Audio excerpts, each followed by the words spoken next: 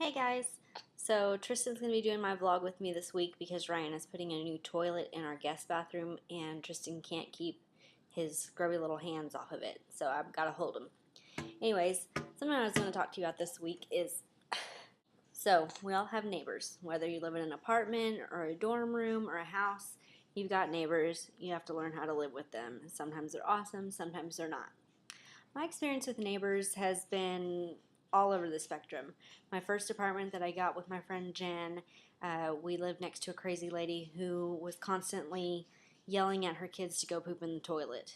Not an effective way of potty training by any means. It was so bad that we called the cops on her all the time. We actually ended up breaking our lease because it was such a bad area to be in. So my first experience with a neighbor as a grown-up was not that great. Then our next apartment, we had neighbors that pretty much kept to themselves. It was no big deal.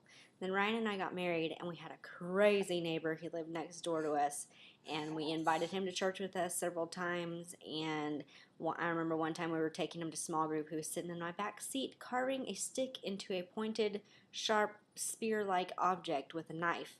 And I kindly asked him to put it away. And anyways, he creeped me out all the time, and I was very glad when we moved away from there. Now we've got some great neighbors. Dow and Misty Foster live right down the road from us, so that's always awesome.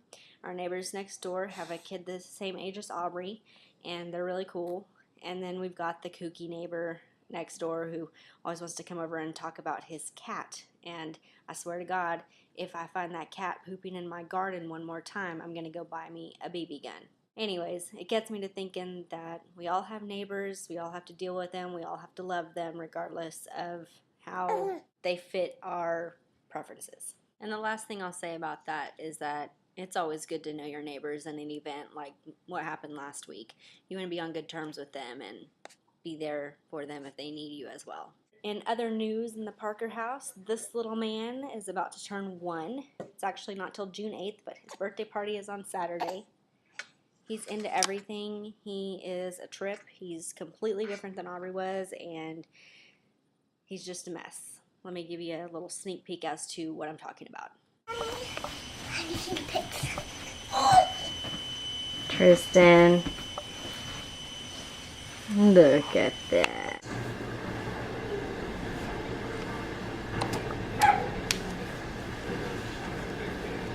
Uh-oh.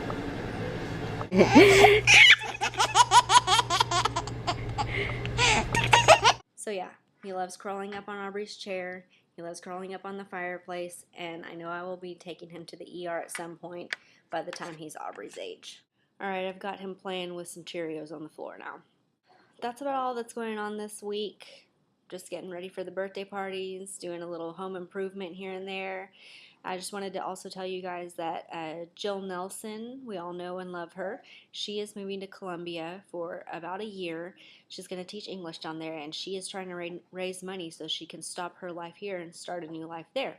She's coming over to my house tomorrow night to deep clean before Tristan's birthday party, and she's taking donations, so if you need a good house cleaning or babysitting or anything like that and you want to give a donation towards that, then contact her on Facebook or email or get with me and I'll give you her phone number, or just consider giving to her as she goes to minister down there for a year.